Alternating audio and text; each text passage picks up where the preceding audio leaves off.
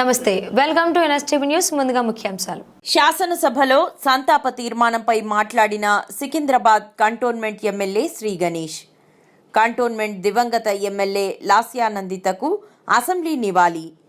ప్రజల గుండెల్లో సాయన్న కుటుంబానికి శాశ్వత స్థానం. శాసనసభలో సంతాప తీర్మానంపై మాట్లాడిన కంటోన్మెంట్ శాసనసభ్యులు శ్రీ గణేష్.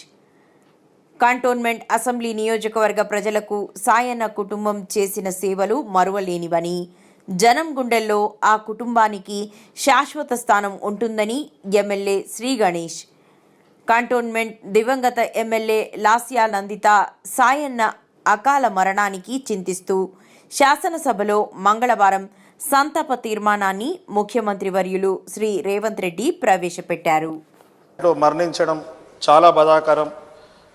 వారు లేని లోటు కంటోన్మెంట్ ప్రజలకి, కుటుంబానికి, వారి కుటుంబానికి, సాయన్న అభిమానులకి తీరని లోటు.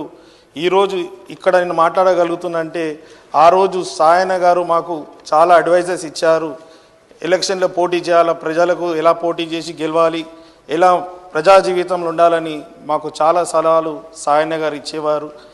అదే మాదిరిగా లాస్యానందిత గారు గెలిచిన తర్వాత కూడా, అన్న గెలిచిన తర్వాత గెలిచే వారికి మనకు పోటీ, నేను గెలిచాను, మీరు కూడా ప్రజలకు మంచి చేయాలనుకున్నారు, మనం అందరం కలిసి కంటోన్మెంట్ నియోజకవర్గాన్ని కానీ డెవలప్మెంట్ చేయాలని కూడా వారు చెప్పడం చాలా గొప్ప విషయం.